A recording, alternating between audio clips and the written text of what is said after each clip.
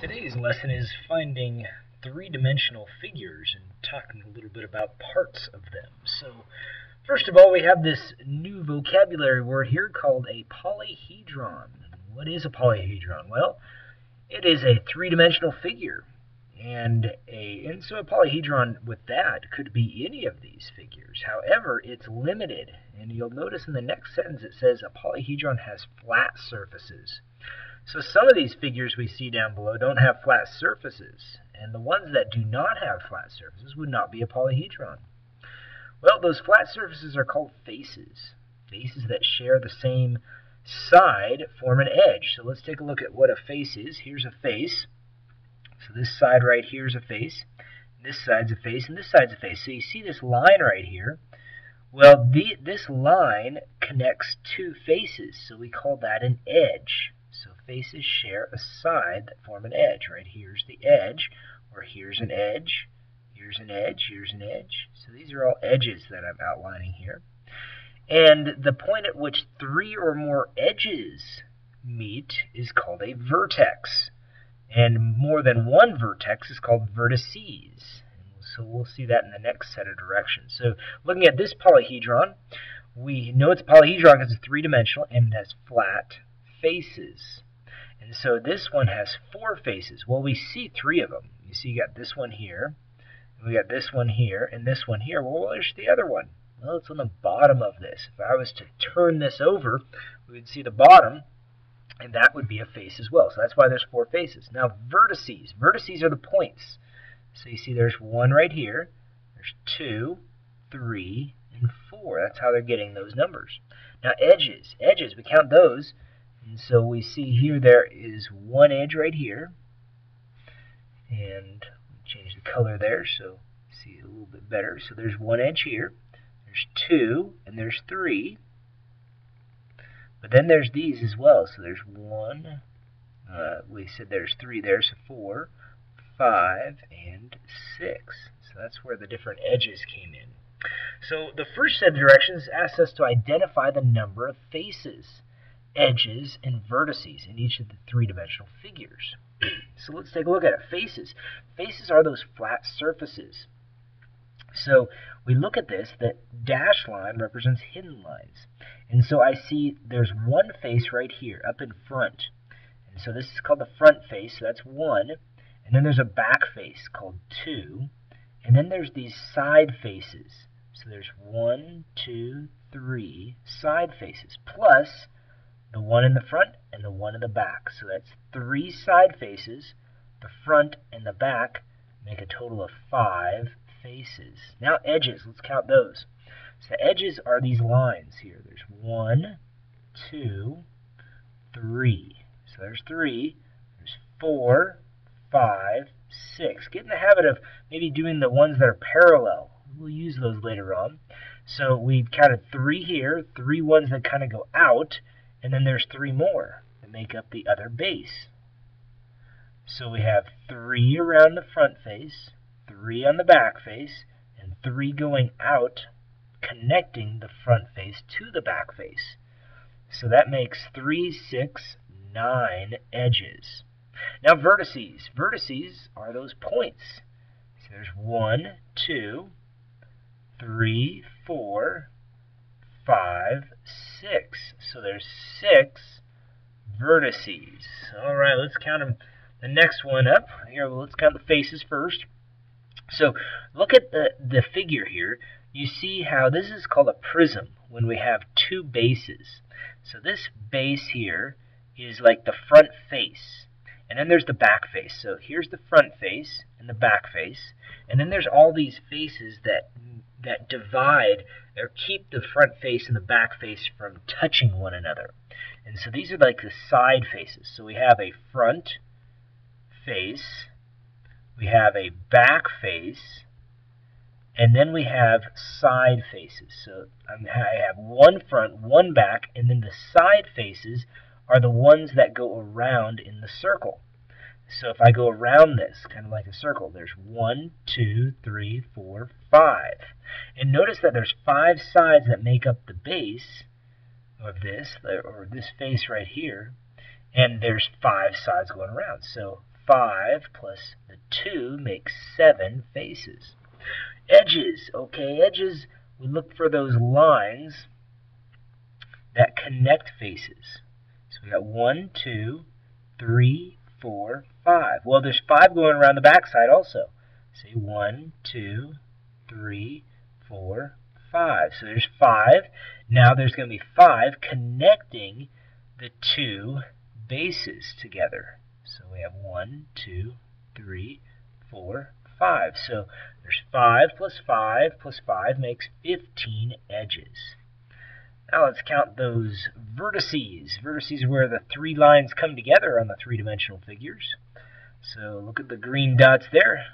Pointed some out. There's 5 going around this way, and there's 5 going around the back side. So that makes 10 altogether. Well, this is a different type of figure. This is called a pyramid. A pyramid has one base, and all those lines, those edges, come up to a point. And they have one vertex on top. So we've got one face here, but then you count the spaces around. We've got 1, 2, 3, 4, and then 5, 6. So there's 6 sides that make up the base. There's 6 faces going along the sides. So those are like the side faces, or the lateral faces going up and down basically. And then there's one base.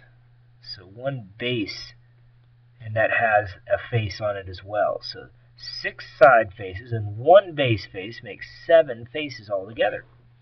Now let's count those edges. Well, the edges go around this figure. So we got 1, 2, 3, 4, 5, and then 6. But then you also have the 6 lines going up. So you see 1, 2, 3, 4, 5, and then there's another one back there that will connect that last one. So 6 and 6 make 12 edges.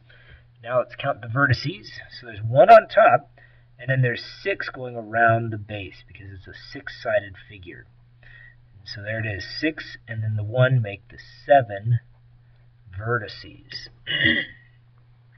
All right, well, let's take a look at the next set of directions. Asks us to tell whether each figure is a polyhedron or not. And if it is, we're going to name the 3-dimensional figure.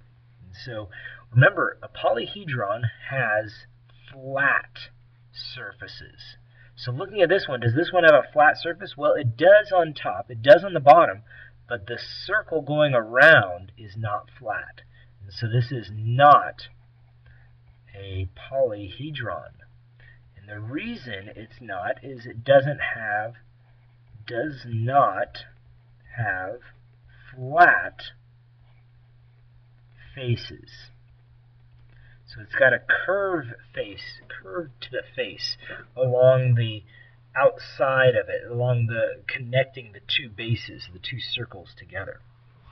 So this one, well, we see that this one has a base and another base. So whenever it has 2 bases is going to be called a prism. And if it has 1 base, then, like this one only has 1, we call that a pyramid.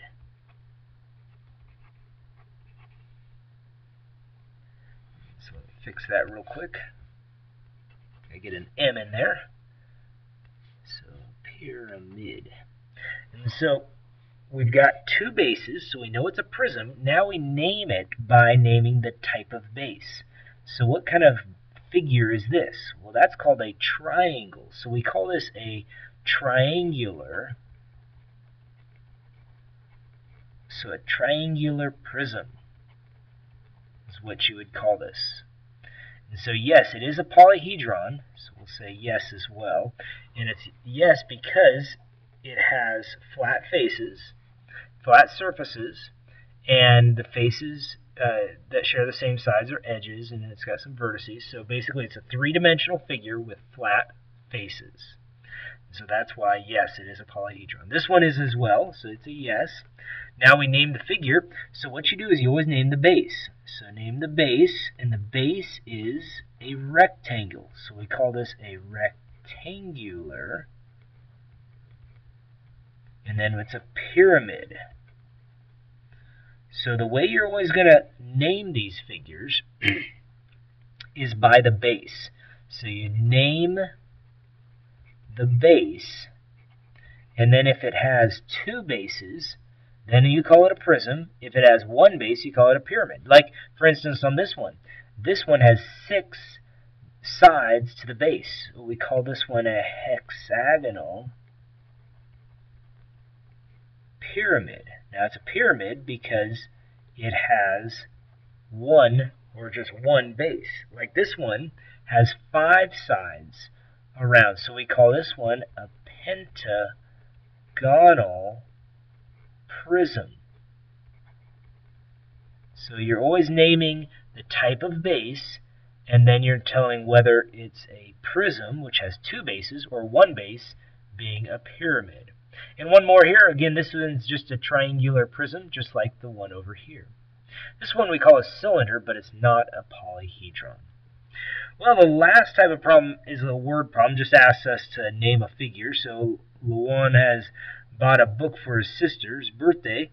And what shaped box should Luan put the book in before he wraps it? Well, if we're not going to put a book inside a pyramid because it wouldn't fit too well. Triangular prism? Probably not unless the book's a triangle. So typically a book kind of looks like this. We've got our book along the side. It's just a 3-dimensional figure. And so what kind of shape is that? Well, we call this one a rectangular prism because the base is going to end up being a rectangle, and it's got to have 2 bases so that the book will fit in there and the front or the top won't get smushed. So we'll call this a rectangular prism is what I would end up using. Well, those are types of problems you'll see on tonight's homework. Good luck.